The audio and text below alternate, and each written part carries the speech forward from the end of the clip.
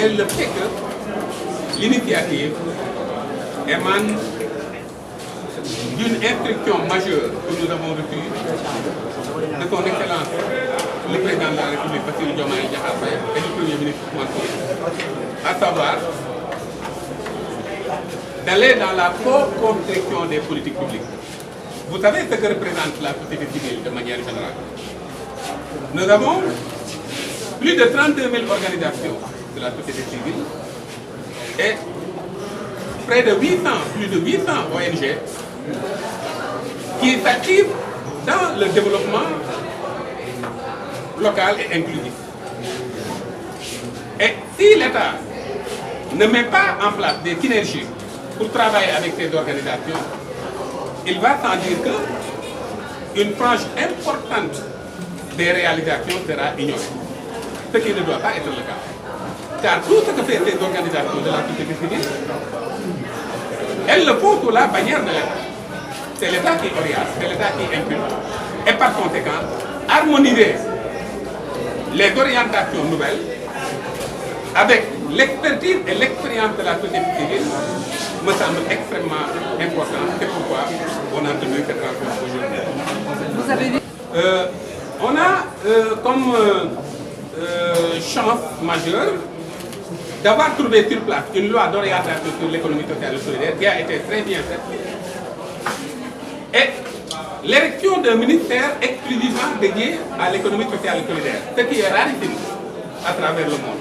Donc ça, ce sont des initiatives que nous saluons et qui ont été réalisées par nos prédécesseurs. Par contre, je vais vous surprendre en vous disant qu'il n'y avait pas de politique d'économie sociale et solidaire. Car il ne s'agit pas d'avoir une loi ou une lettre de politique sectorielle de développement pour dire qu'on a une politique. Si vous regardez les 5 composantes de la politique publique, l'aspect le plus important, c'est le contenu. Et dans le contenu, vous allez voir qu'on a complètement ignoré les 3 dimensions d'une économie sociale solidaire. À savoir la dimension production solidaire, vous allez voir qu'il n'y avait pas d'action spécifique, une politique spécifique dans la production solidaire, ça n'existait pas. Il n'y avait pas l'autre dimension également que constituent les mutualisations. Vous allez voir que quand je suis venu au ministère, j'ai trouvé qu'il y a beaucoup de mutuelles qui sont ignorées par le ministère. Ça également, ça montre qu'on n'avait pas compris cette deuxième dimension. La troisième dimension, qui est extrêmement transversale, que constitue l'économie sociale, qui a une finalité soit sociale ou environnementale, mais qui est une activité économique également a été ignorée. Je vous donne un exemple. On peut régler beaucoup de problèmes de société. Par exemple, la mendicité des enfants talibés. En mettant en place une politique qui consiste à financer, à travers des activités économiques, les lieux d'apprentissage de ces talibés pour créer de la richesse qui sera injectée pour la nourriture des enfants et pour prendre en charge les besoins de cette unité sociale. C'est ça l'économie sociale. Ça également, on n'avait pas une politique ciblée sur ces 3 dimensions. Et c'est ça en réalité le contenu de l'économie sociale solidaire. L'autre aspect, ce sont les chaînes de valeur. Quand on parle d'économie sociale solidaire, on parle d'une approche sur la chaîne de valeur parce que c'est dans la production que les organisations, les acteurs et les actrices s'organisent, se solidarisent pour avoir une viabilité dans la production, mais également pour être résilients.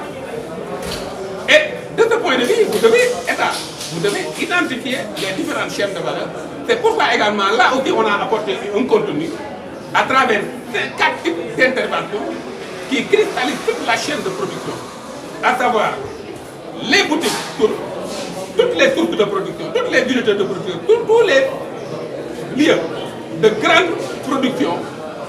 Nous allons les identifier à travers ces boutiques tours, ce qui permet par exemple, les certificats précoces vont diminuer, mais également nous allons permettre aux acteurs de l'économie sociale solidaire de maîtriser par l'intelligence économique ce qui est disponible pour le marché et ce qu'il faut transformer grâce à la quantité dont ils peuvent jauger leur percée dans le marché. Ensuite, les boutiques uniproduction, les boutiques technologiques, où on a rencontré beaucoup de difficultés avec les organisations d'économie sociale solidaire qui se plaignent de ne pouvoir percer certains marchés à cause de la faiblesse de leur qualité de produit, notamment les phrases, notamment les codes barres, Et là, les boutiques technologiques vont leur permettre de pouvoir obtenir un transfert de technologie qui leur permettront d'intégrer les normes d'hygiène de qualité pour pouvoir percer ces marchés et pouvoir même vendre à l'extérieur, autrement dit exporter. Et également, aller vers la spécialisation, parce qu'on est dans les chaînes de valeur.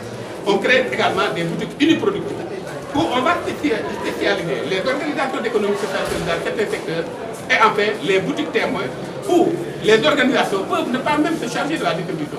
Des mécanismes seront là, accompagnés par l'État, pour assurer la distribution de ces produits.